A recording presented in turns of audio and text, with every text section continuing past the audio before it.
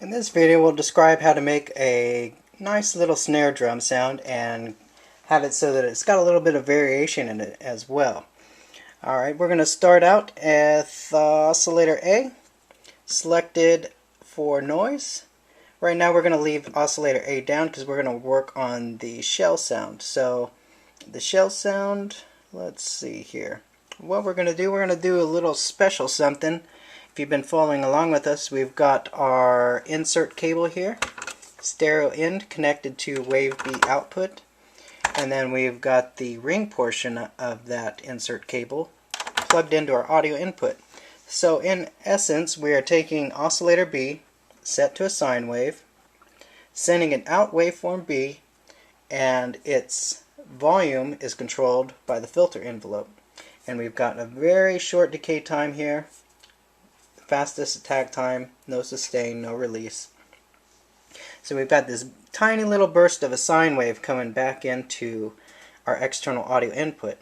So instead of turning up oscillator B in the mixer, we're now going to turn up level C in the mixer, and we're going to actually overdrive the filter input a little bit. And also down here in the filter modulation section, we're going to turn up the envelope amount to sweep that frequency of that sine wave, just to give it a little bit more percussive element. In the filter section, we've got a high pass filter selected. Cutoff frequency, we can play with that. Primarily, that's going to help us shape the tone of the noise that we're going to feed into the filter. And we've got a negative envelope here sweeping the cutoff frequency amount. Other than that, we're going to use the accent sensitivity control. We're also going to set up in the amplifier section our accented and normal decay time envelopes.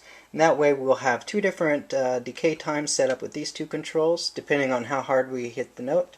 So let's go ahead and start our arpeggiator, which is just going to fire off some notes. And you can hear we've just got a tiny little sine wave pop click. Let's go ahead and increase the noise a little bit.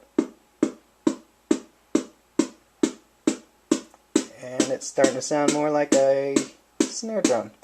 Now let's go ahead and play notes of varying velocity on our keyboard here.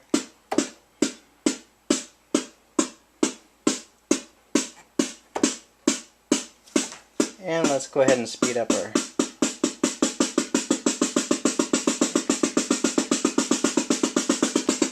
and you can see the sensitivity control here.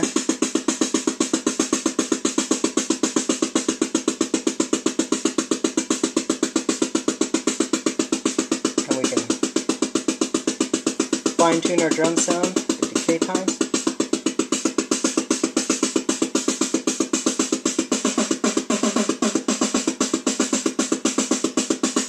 We can shape the tone of the noise.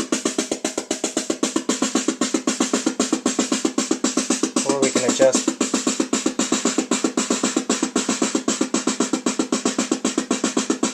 Now let's also add a little bit of velocity controlling the amplifier.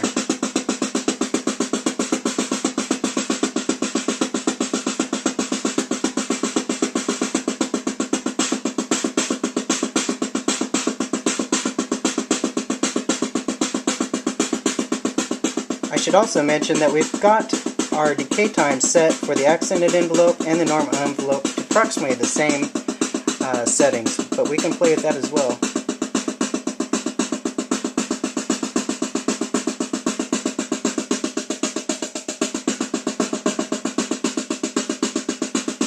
And let's slow down our sequence here.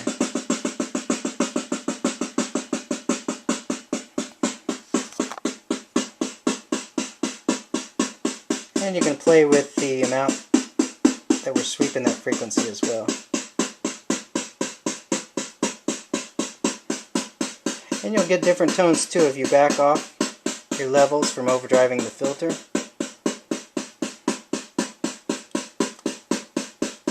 And in some cases you may want to play with a different filter type.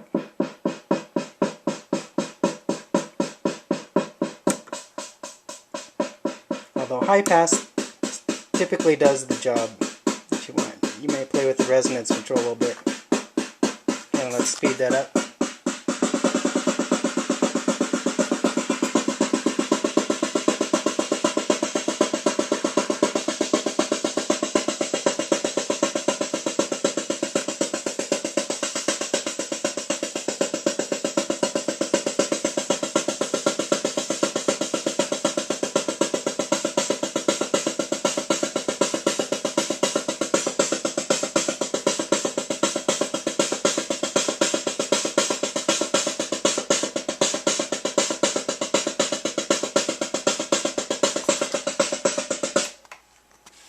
Sounds like a snare drum to me.